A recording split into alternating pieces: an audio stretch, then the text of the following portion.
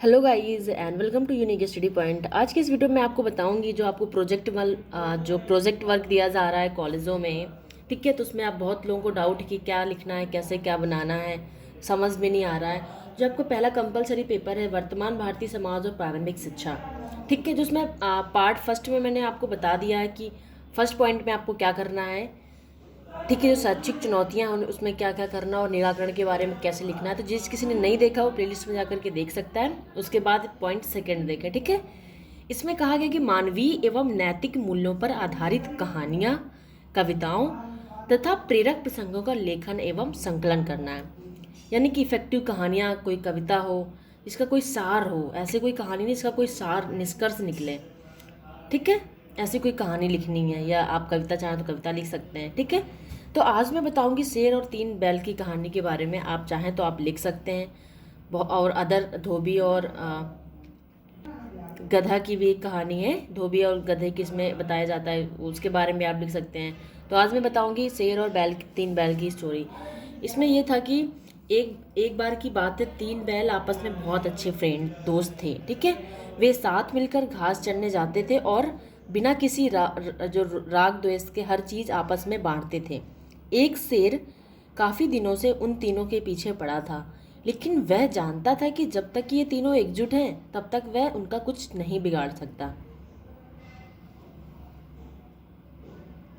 शेर शेर में उन तीनों को एक दूसरे से अलग करने की बात आई, मतलब बात उसके मन में ऐसे चलने लगी कि हम इनको अलग कैसे कर लें।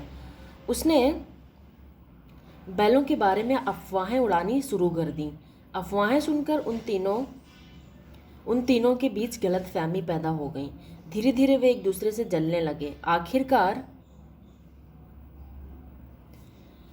एक दिन उनमें झगड़ा हो गया और वे अलग अलग रहने लगे। शेर के लिए यह बहुत अच्छा अवसर था।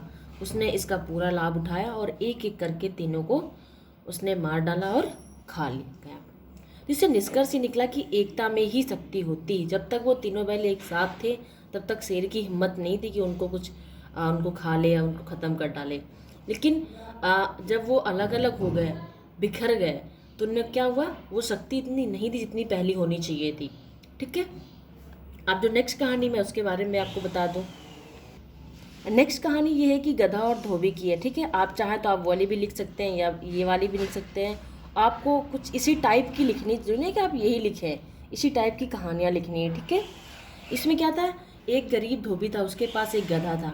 गधा काफ़ी कमज़ोर था क्योंकि उसे बहुत कम खाने पीने को मिल पाता था। एक दिन धोबी को एक मरा हुआ बाघ मिला। क्या मिला? मरा हुआ बाघ मिला। उसने सोचा, मैं गधे के ऊपर इस बाघ की खाल लगा दूं या डाल दूं और पड़ोसियों के खेतों में चरने के लिए छोड़ दिया करूंगा। किसान समझेंगे कि वह सचमुच का बाघ है और उससे डर कर क्या होगा, दूर रहेंगे। क्या होगा कि दूर रहेंगे और गधा आराम से क्या होगा, खेत चर लिया करेगा। धोबी ने तुरंत अपनी योजना पर अमल कर डाला। उसकी योजना काम कर गई। एक रात गधा खेत में चर रहा था कि उसे किसी गधी की रेंकने की आवाज़ सुनाई दी। उस आवाज़ को सुनकर वह इतने जोश में आ गया कि वह भी जोर जोर से रेंकने लगा। गधे की आवाज़ सुनकर किसानों को उसकी असलियत का पता चल गया और उन्होंने उसकी खूब पिटाई की। इसलिए कहा गया है कि अपनी सच्चाई नहीं छिपानी चाहिए थी। आप झूठ के भरोसे कुछ दिन तक तो चल सकते हैं, लेकिन हमेशा के लिए नहीं। आपकी जो असलियत है वो एक नए दिन ज़रूर सामने आ ही जाती है सबके सामने। इसमें यही कहा गया है, निष्कर्ष से निकलता है कि अब जो सच्चाई है वो कभी भी छिपानी नहीं चाहिए। आप जो ओरिजिनल में जो आप हैं, आपको वैसे ही रिएक्ट करना चाहिए, वैसे ही रहना चाहिए। ठीक है, अब आपका जो इसमें थर्ड पॉइंट है। ठीक है, तो इसमें ये कहा गया है कि सामाजिक दूरी, लैंगिक असमानता, बचपन छीनता, बाल श्रम, जनसंचार माध्यमों का शिक्षा पर प्रभाव में से किसी एक पर पेंटिंग या पोस्टर बनाना है।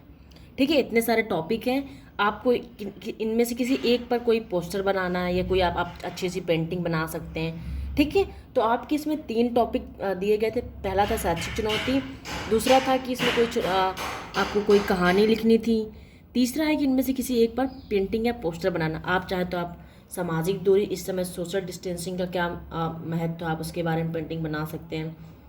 लैंगिक असमानता, भेदभाव जो होता है, बचपन का छीनता बाल श्रम, ठीक है, तो आप इनमें से किसी एक पर पेंटिंग बना सकते हैं।